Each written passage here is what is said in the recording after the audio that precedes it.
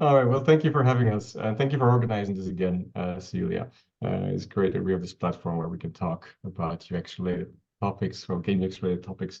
We'll talk today about the power to the video game Spectator. First, we'll quickly introduce ourselves. Laura, is your mic good? Test. Can you Yes, guys hear me better? perfect. Okay. All right. Awesome. All right. All right, so I'll just move on to my introduction.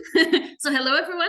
I'm Laura Herrewijn. I'm a full-time practice-oriented researcher at the AP University of Applied Sciences and Arts in Antwerp. I'm specialized in doing research on games, VR, and data analytics, and how you can use these for entertainment, education, and persuasive communication purposes. My main research group at the AP University is Media Design and IT, where together with Sven, I co-lead the game UX design research. And apart from that research group, I also lead the immersive user research at the Immersive Lab at our university. And I'm also involved with the research group Lifelong Learning and Innovation, where I'm involved with research projects on educational technology and data, and especially things like learning analytics dashboards and game-based learning, like the design of them, the impact of them, and so on. Apart from my research activities, I also teach the course Persuasive Technologies at the University of Antwerp. And before I started working at AP, I was also an academic researcher within the gaming field at the University of Antwerp and Ghent University, where I focused on topics such as in-game advertising, serious games, VR for good, and so on. All right. Super. On a personal note, I identify as a crazy cat lady and a gamer. So I've got 3 adorable cats. You can see one of them on the slide here, who have been spectating me playing games for years.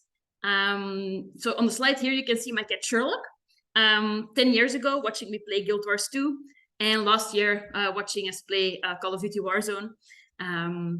So yeah, cats and games are very big elements in my life. My favorite games are the original Mass Effect trilogy, for instance, and more recently also Baldur's Gate 3, which is really an awesome game. And then I give the floor to Sven. Thank you. All right, so I'm Sven. I had a weird career. I started as a software developer, doing boring software. Finally ended up in games after a few years, working as a UI developer on PS3 and Xbox 360 game in the UK. I then decided to do something completely different. I did a PhD at the age of 33 and graduated at the age of 37. I was the oldest guy in the department, well, among the students anyway. Stayed there for a while as a postdoc, mostly focused on learning analytics, but always tried to figure out how to fit games into my research. I started freelancing then to actually be able to work with game companies. And after that, I started working at App University as a researcher and lecturer, and got lucky enough to be able to work with Laura. We share a lot of interests. We have so much in common, and I can't imagine a better colleague. So yeah, we focus on video game related research. Also, personal note that I guess I love playing games, but since my daughter was born 10 years ago, I have so little time to play games, sadly enough. Partially because my daughter stole my computer and she's using my GTX 3070 to play Roblox, which is sad. My wife recently started playing Hogwarts Legacy, so the PlayStation 5 and the TV is hers for the time being. I recently just started playing with generative AI art. So you can see here, I create creepy photographs of my family. And I spend time with my 4 cats. And in case you like synth music, there's the QR code. I also make some random music sometimes when I have the time. And since I don't have time to play games, I have time for that, right? Okay, enough about that. We went to Rome a couple of weeks ago for a workshop on esports, and we were walking past the Colosseum, and it just reminded us that spectating games in general is something that humans have been doing for centuries. Now today, if you ask people, watching games, often I guess most people who think of sports Unless you're part of this community, you might think of other things, of course. But sports is like the most general thing people think of. Meanwhile, video games, video game spectating has become a really big thing. I don't have to tell this audience, of course, but it's become very important industry as well. If we look at data from Twitch, this is data from a few years ago, they have 9 million active Twitch streamers. They broadcast about 100,000 live broadcasts at any given time. You can see the rise of users per month every year up until 2021 in that graph on the right. But currently, they had 140 million monthly active users in 2021. It comes down to 1.86 billion watch hours per month, which is huge. A lot of money in this industry. Also, if you look at streamers, here we have one of the famous ones, Ninja, who is estimated to earn about $500,000 per month and has 18 million followers. So, there's a lot of money being made there as well. Important industry, so that's why we do want to focus on that. And the games industry is starting to figure out, is realizing they have to put money in streaming as well. They have to look at how they can actually benefit from that. We Belgians, small country, we're very proud of our chocolate, our beer, our fries, but of course also of Larian Studios, which made the amazing game Baldur's Gate 3. They hired someone to create a Twitch add-on to have the spectators vote on dialogue choices.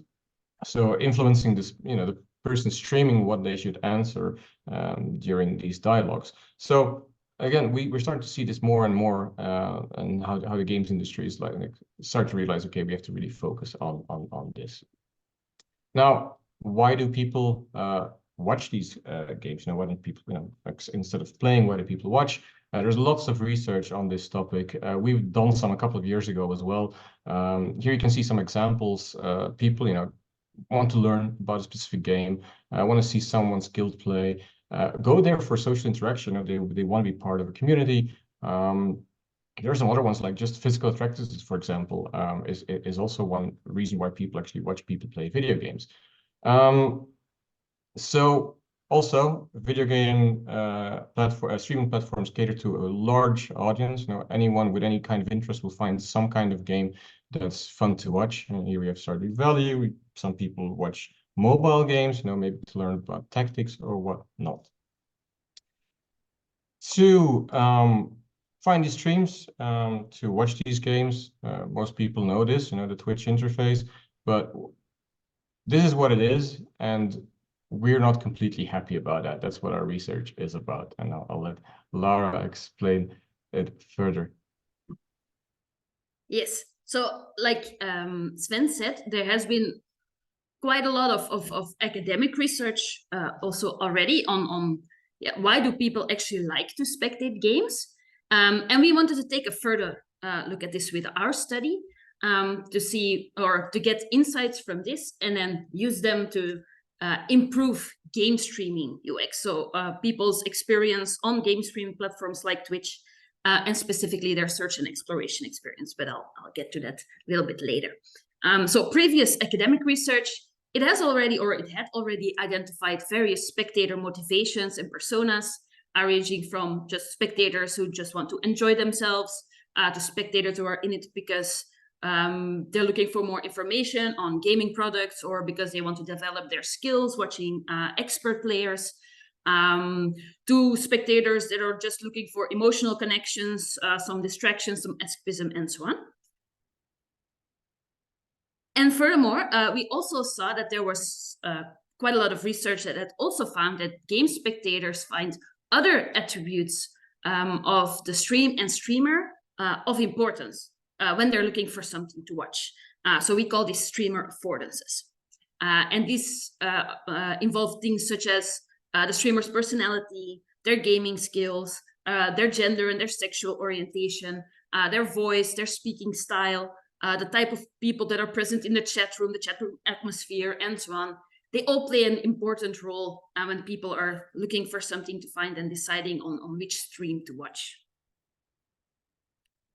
What hadn't been studied yet, and where we want to focus our research on, is how users navigate and find game streams that align with their motivations and their affordances within these huge collections of broadcasts that exist and that are out there. So based on a literature review, we can assume that different types of game spectators have different wishes, different preferences, different requirements when looking for a stream to watch, and that this can also vary from session to session.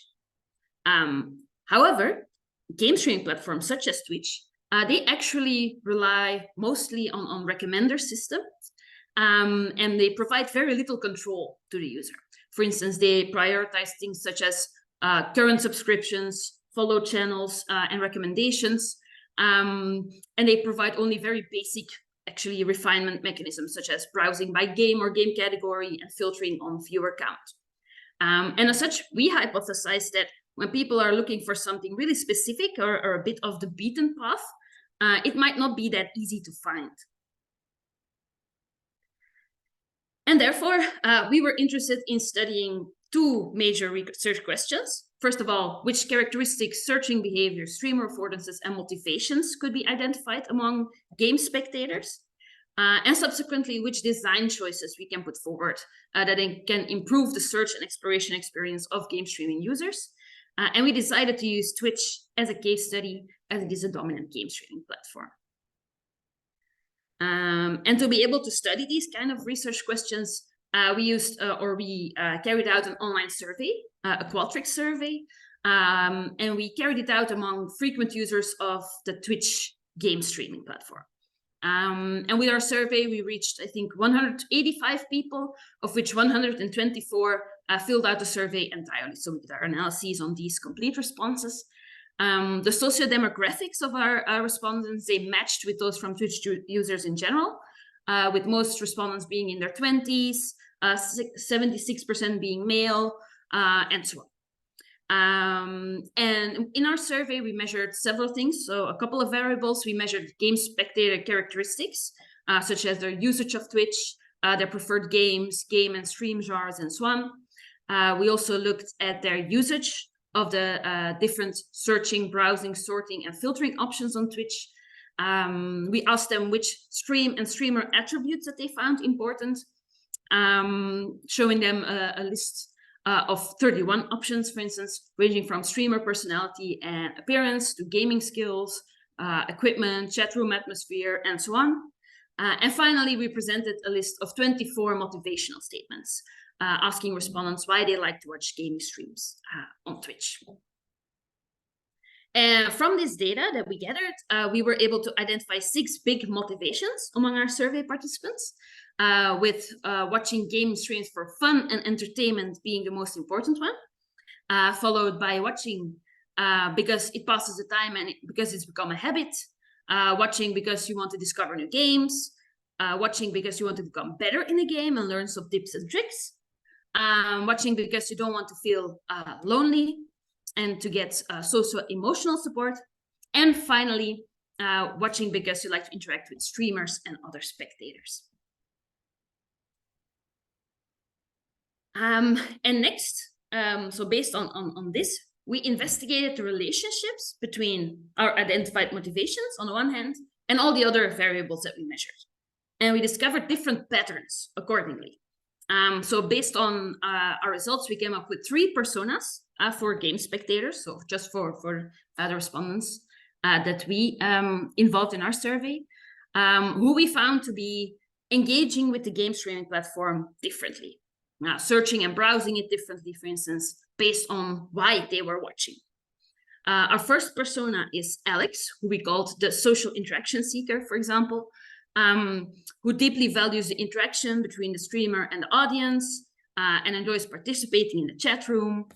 For instance, he prefers to watch casual game streams and game streams where the streamer plays a game from beginning until the end, so the Let's Play streams. And these are mostly slower-based streams, for instance, with enough room for social interaction and friendly community engagement. And we saw that when a person like Alex searches for new content, he often follows recommendations from friends or the Twitch community, or he browses channels of streamers he already follows, for instance. And then a second persona that we put forward is Sarah, the knowledge seeker. And she, on the other hand, she's motivated by learning new game strategies, tricks, and game mechanics. So really watching expert players to stay on top of the latest gaming trends, gaming news, gaming tactics, and so on. And she is going to primarily watch competitive game streams and strategy games. And she's interested in game streams where streamers really focus on how to play a game and become better at it. And she searches Twitch mostly by game title, game category. And then we've got David, the captivation seeker, who mostly just seeks relaxation, excitement, a break from daily routine, and so on. And he likes to watch sandbox, action adventure, and let's play game streams. He particularly values the high audiovisual quality of streams and also engaging streamer personalities. And he primarily browses through followed streamers' channels and Twitch recommendations. And so based on our survey results, our resulting personas and so on, we then came up with 3 design goals that encapsulate like which attributes or metadata that users should be given more control of to improve their game stream exploration experience. And these 3 design goals, they focus on social interaction, so really satisfying the social needs of users by relating the metadata to the level of interaction that the stream provides. Knowledge acquisition, which we further subdivided into skill improvement on the one hand, where users want to learn new game techniques and strategies, and serendipity on the other hand, where viewers want to find new interesting games to try themselves. And finally, captivation, where spectators look for entertaining content that is in line, for instance, with their current mood, and that can range from streams that offers active engagement, excitement, or a more relaxing viewing experience.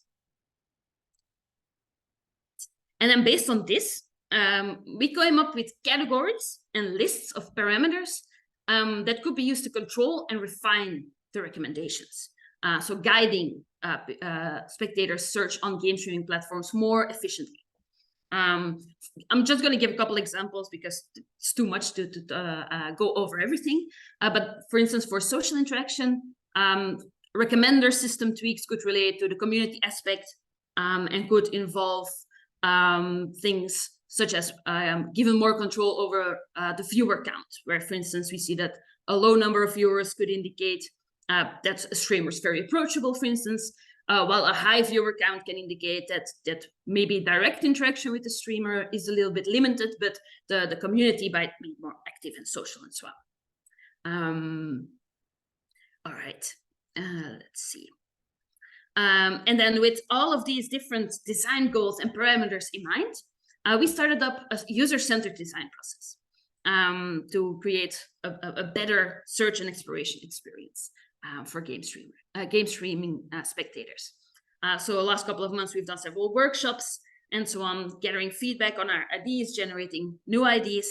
And based on this, we have also created a first design prototype for a new exploration interface for Twitch. And central to this design, for instance, is the addition of 4 buttons at the top that represent the different types of experiences that a user might be seeking. So these are social interaction, skill improvement, and so on. And also we added a sidebar that houses a detailed list of parameters that can be collapsed or expanded to help users fine-tune their search criteria. All right. We are also at the moment doing co-design research, where we bring together gamers and game spectators to evaluate our design prototypes and ideas. For instance, we can already report the results of a first session that we did with 6 users, which gave us already some valuable feedback on the use of streamer characteristics, the ideas for social interaction and skill improvement that we had, and the UX of our design prototype. For instance, regarding the inclusion of streamer characteristics in our proposed design, our respondents within the co-design research, they indicated that there might be some ethical considerations and risk, as focusing on the streamer's physical appearance, their personality, and so on, might lead to discrimination and the promotion of unrealistic beauty standards. But however, at the same time, they also indicated that these attributes might also help game spectators find streamers that align better with their own identity, their own cultural background, experiences, and so on. In any case, to learn more about the utility versus the ethical implications, we should do a more comprehensive, a larger scale evaluation. Regarding social interaction, participants proposed moving beyond basic statistics, for instance, like the number of viewers.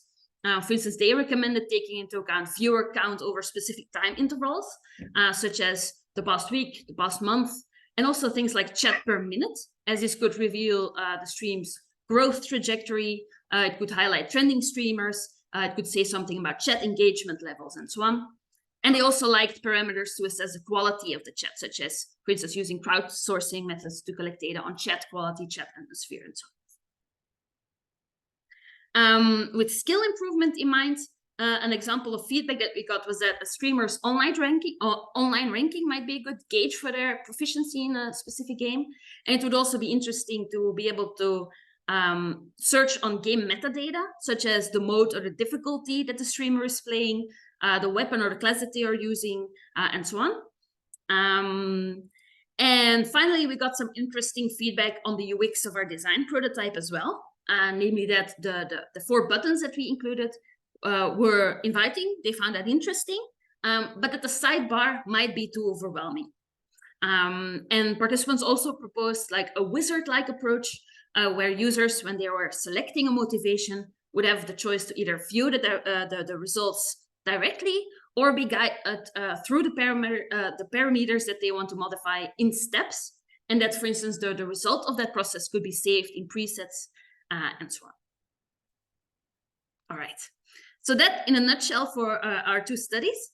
If you want to take a look at our studies in more depth, we have written 2 papers about them. They were published in the conference proceedings of Kai Play and Cairo of this year. You can also find the full list of references we used there, because we haven't included every one of them in the slide. So if you are interested, go and take a look. And then I give the floor back to Sven. Thank you, Laura. Excuse me. Okay, so we focused on the Spectator, and a couple of years ago we did some research, as I said before, also on why people view these streams. We did one specifically for League of Legends and Counter-Strike Global Offensive, which are esports games. We noticed that there's a lot of interest in learning more about these games, getting more knowledge on these games, learning from the skills of the streamers, for example, as well. And so what we did back then, and I showed this at Game UX Summit in 2019 at Lille as well. My student back then, Hans Schouwenberg, created this dashboard for League of Legends, which sort of shows more information about the live game going on to actually help spectators understand more, get more insights in all the stuff that's happening on screen, because it's quite fast-paced and all that. Now we want to take this a step further. I'm actually going to go a bit away from the regular spectator, but want to look at esports teams and see how we can help them using these kind of visualizations, using this kind of data.